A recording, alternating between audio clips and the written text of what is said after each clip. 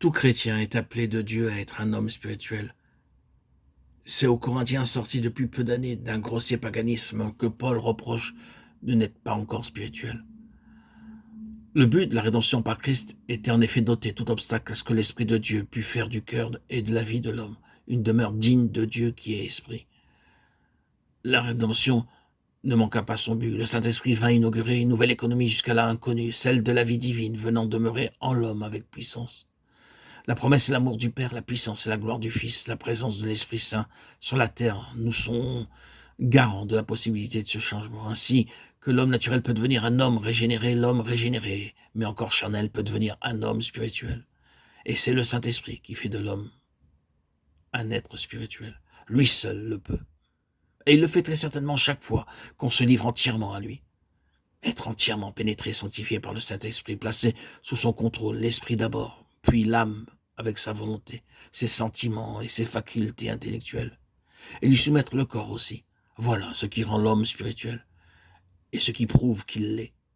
Ici, la foi doit faire le premier pas. Il faut chercher à acquérir la conviction profonde et vivante que le Saint-Esprit est en nous, qu'il est là, toute puissance de Dieu chargée de demeurer et d'agir en nous, qui nous apporte la présence même de Jésus, notre Rédempteur, et sa puissance pour délivrer du péché. Avec crainte et tremblement, à la pensée presque atterrante que Dieu est en nous, et pourtant aussi avec joie, avec une confiance d'enfant, en la promesse que le Paraclet nous apporte la présence de Dieu et de Christ. Répétons-nous ces mots qui seront la force de notre vie. Le Saint-Esprit demeure en moi, c'est dans mon esprit qu'est son sanctuaire invisible.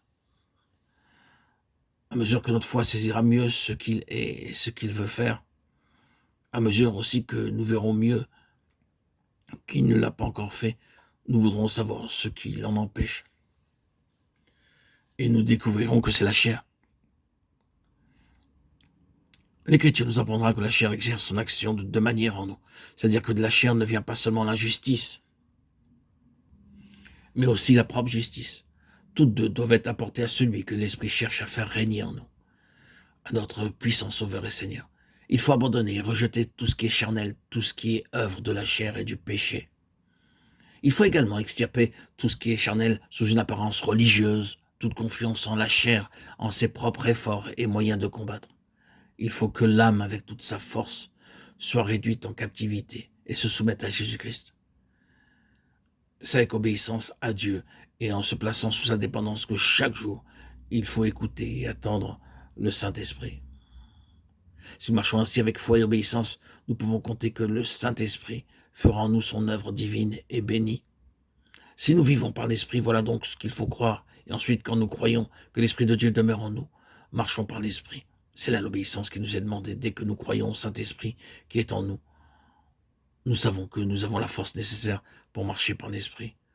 Nous n'avons qu'à nous abandonner à son action puissante et recevoir de lui le vouloir et le faire selon le bon plaisir de notre Dieu. Philippiens 2,13.